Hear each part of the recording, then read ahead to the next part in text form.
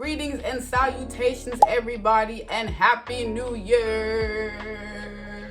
Welcome. If you're new here, which should be everybody, welcome to my first YouTube video and my channel. Today, I'll be answering questions that nobody really asked. I have 10 questions that I'm going to be answering for you guys to get to know me, what I like, what my life is all about, and the person I am. So let's get on it. The first question I have today is something that I'll never understand. Pick the t-shirt. People that watch movie franchises or start TV shows at random times. The point of starting at the start is so we get the understanding. But then when we watch the rest of the movies, we'll be able to follow through, right? Right. People that do that with TV shows. Why are we watching Stranger Things at season 3? Do you want more plot holes? We already know this show is full of them. Do you just like to live life on the edge? You want to make things harder for yourself? I don't get it. An example of this, New Year's Day, this night, my dad says, let's watch a movie since we're all on holidays. He wants to watch action, that's his favorite genre. And you pay the bills, you get to pick what movie we watch. He says, let's watch Jason Bourne. Mind you, there's like 5 movies in that franchise. I say, perfect, let's start from the first one. He says, no. Press the most recent one and play it. He didn't even bother to tell me that it's because he's watched the other ones. So I'm sitting there at 10:30. I see Matt Damon, obviously main character. I see Julia Stiles, obviously another main character. I see Vincent Cassel, and I'm like, what is going on? Because why is he the bad guy? Why is Julia Stiles getting chased? Why is Matt Damon getting chased? Why does Julia Stiles get slimed?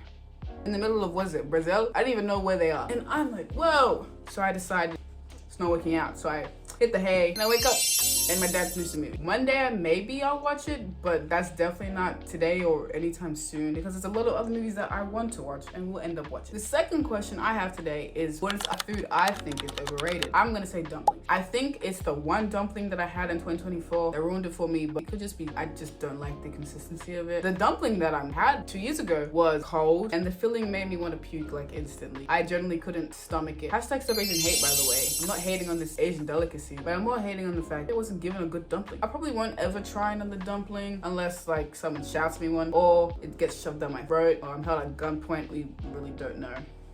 Question number 3 I got, what is my favorite film or TV genre? I love whodunits. That it also coincides with plot twists. The movies like See How They Run, underrated, everyone watched that. The Knives Out franchise. Atonement, that plot twist, but really good movie. Another genre that I really like is romance. Maybe it's because the lack of romance in my life, I have to watch TV shows and movies to fill in a space for that, hold space for that. Romances that I really like. My Lady Jane, underrated. Everybody go watch that. Bridgerton, obviously, that's not underrated. It's another good romance. I like Queen Charlotte better though. I like a mix of the two, whodunits and romances. Scandal is the biggest one that I know is a mix of them too. I really love that show, really enjoyed it. Another little nano genre that I have is coming of age or teenage kind of shows. Top 2 that I have is Heartbreak High, and I'm not okay with this. They're really good, everyone go watch those. Branching off on that question, the 4th question I got is, what are my top 4 favorite movies, songs, TV shows? Top 4 movies, let's go. Stand By Me, Shawshank Redemption, Singing in the Rain, About Time. Oh, the perfect 5 out of 5 and the like. Top 4 shows, Scandal, The Office, My Lady Jane, Queen Charlotte. Top 4 songs, No Good Deed, Wicked, What Is This Feeling, Wicked, Wrong Way, Sublime, Take Me Out, France Finidad. I'm supposed to answer the why, right? Ooh, this video has to be 6 or 7 minutes, so we can't do that today. Let's go. Question number 5 for me today is, if I were to pick one song, one movie, or one book to listen, watch, or read for the rest of my life, what would it be? One song, it would probably be No Good Deed from Wicked. That song is revolutionary. It is too short, needs to be longer, and it's 5 out of 5. Everybody get on that song. A book? The Bible. There's a lot of things you can get from that book. There's stories, there's spiritual guidance, there's just general tips and tricks in there. It's a really helpful book. And one movie that I would pick, as someone that's watched over 500 movies, that's not a lot by the way, it's really hard to pick just one that like I really enjoy and that would watch for the rest of my life. If I had to, like if I was held at gunpoint and told to pick one movie, it would be 10 Things I Hate About You. The reason I say 10 Things I Hate About You is because that was a movie that solidified my need to be in the film industry. As you can see by my Letterboxd review, I did say right there, 10 Things I Hate About You is honestly revolutionary and everyone should get on that movie as well. Question number 6 is, who's my celebrity crush? It should be plural. Who is my celebrity crushes? I actually have a list from 2025 with all my celebrity crushes for each month, and I feel the need to share it with you. Starting off strong for celebrity crushes 2025. In January, we had Timothée Chalamet. 2 years prior to this list making, I watched Wonka, and I was like, wow, you're a beautiful man. So I decided to watch more Timothée Chalamet movies. Hey, still a beautiful man. Guess what? Marty Supreme just came out. I haven't watched that yet, but I will be getting on that. Because Timothée Chalamet has been my celebrity crush for 2+ years, he has received the title of my husband. HUZZBAND. husband, meaning out of all the celebrity husbands that I've ever had a crush on, he has taken the top spot. Every year, every month, every day, he will take the top spot. So February, I have Jason Schwartzman. I watched Rushmore. I was like, you'll so hear me out. And then the scene of him in the white suit walking down in slow-mo, and I was like, boy, not right now.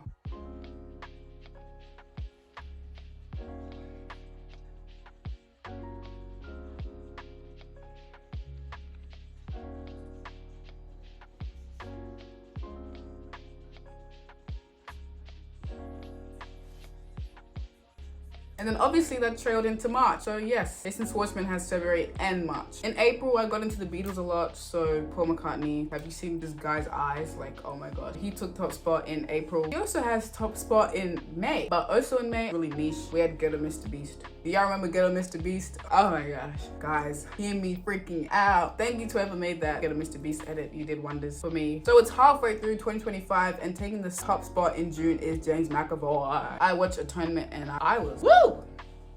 Child. He was so far in Atonement. Guys, everybody get on Atonement. Everybody get on Atonement. The plot twist did alter my brain chemistry. That movie is really good. In July, we had David Corenswet. He is Superman, as I think majority of us do know. It makes sense, doesn't it not? Have you seen Corenswet? Corenswetty. August, taking the top spot again is James McAvoy. I think this is around the era where I watched Split. Even though he was a grown man, like 24 different personalities in Split, he was still very good looking. In September, once again, we have James McAvoy. But we also have Harry Potter. September was the first time in my 16 years on this earth that I decided to watch all the Harry Potter movies. I wasn't allowed to watch when I was younger, but now I did, and now I'm reading the books. And Harry, have you seen Prisoner of Azkaban? Oh, get on that movie too, everybody. Trailing into the next month, October, is Harry Potter. As well as Harry Potter in the month of October, we have Rick Flag Jr. from Peacemaker and Suicide Squad 2021. Did you see him in that skin tight yellow t-shirt? Guys, and the cowboy guys, and he's the only good one of that group. We all cracking that. For November, guess who takes top spot again? James McAvoy, if you didn't guess by now. A nice friendly addition to this is Enzo / Dimitri from season 4 of Stranger Things. He is the one that helps Jim Hopper get out of prison. He's just so beautiful. Shout out to the Russians, I guess. To end the year off strong, we have once again James McAvoy. Another character we have this month is Wyatt Olaf. He is Stanley Uris in It and Stanley Barber in I'm Not Okay With This. And I just think he's so adorable and I think he's so cute and wow. I love you, Wyatt. And then last but not least for the year, we have James Spader. If you guys know, he's frequent in the 80s, I would say, for more sensual character. And he's the only blonde on this list.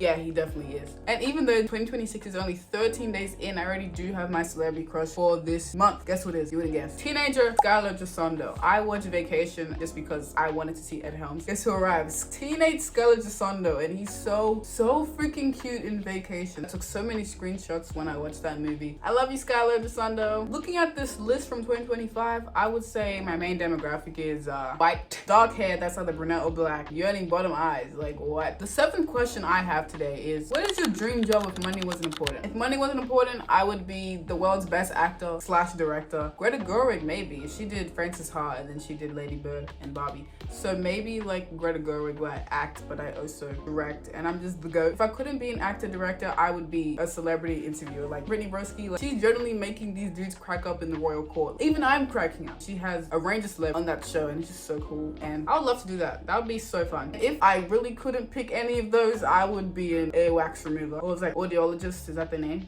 Yeah, the people that remove the earwax. I think I'm the only person in this world that thinks that is like honestly one of the most satisfying things ever. Someone who hates ASMR. I don't know what it is with ASMR that I just don't like. But yeah, I would pick earwax removal, doctor, audiologist, whatever they call them. That's probably why I think me and Timothée Chalamet are like twins, because he wanted to be a live speaker if he wasn't an actor. And I'm saying that if I don't get actor director in my future, then I'm going to be an earwax remover. It looks like really fun to clean people's ears and see what comes out of people's ears. Question number 8 for today is, who are my biggest influences in life? Number 1 would be Jesus Christ, because of how he takes care of us. He died for our sins and things of that nature. And I think that's a really good thing to reciprocate to everyone around us, to love everybody as ourselves.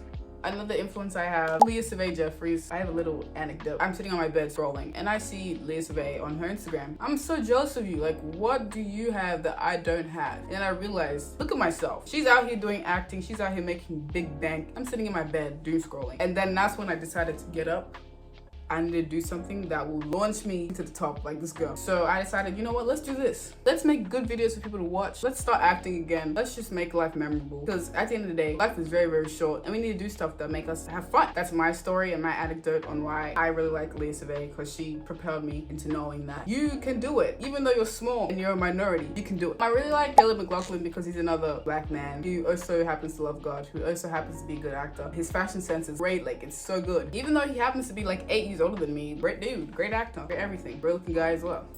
Other influences I have in my life are YouTubers that are like famous and are doing this because they want to, and that's also another thing that influences me for what I do. And I realize that if I really put my heart out there, I can get to that level too. My family, obviously, they're supportive. Another influence is mother. My mother. My mother's great and she's a good influence, and like, yeah, she teaches me what to do. She's supportive of me. Like, life just goes better when you listen to your mom. Question 9 I have for myself today is, what advice would you give your 5-year-old self? Continue to be myself. I have a lot of photos of when I was a child and I was doing the most, and I would say continue to be like that and more bold and more beautiful, because life, it just goes better that way. Don't step near a flower pot when you get to YouTube. There's bad things that happen when it comes to flower pots in 2017. So be very curious. Life is all about asking questions. You never know anything if you don't ask. Ask and you shall receive. Learn how to speak up and be confident, because the whole COVID period and just after that, I spoke to nobody. Confidence in me, it's like magnets. When you put magnets next to each other, it's the two sides that won't budge. It's like that. Be freaking nice. I was a bully from like year 2 all the way to year 8. I hated everybody and I don't want to go through that again. So that's advice for my 5-year-old self. Hopefully, I can't say hopefully, I'll go back in time and change my ways, because I can't. Question number 10, this is for my friends, this is for my people. Question is, are you dating Tilly? Tilly is my friend. We got really close this year. I think of it as the Andrew and Drag concept, where if you know the song, you know the song, you know the song, you know what I'm talking about. I wish I was dating her, but I'm not gay. I am really much in love with her. So if she was a man, I'm overly going. Thank you for listening to my 10 questions on answering questions that nobody wanted to be answered. Maybe if this doesn't flop and people really like this video, then I'll make a part 2 answering questions that you want to be answered. So make sure to put them down below. Please and thank you, do that. Goodbye, happy new year, have a great week. Yeah, sorry, hey.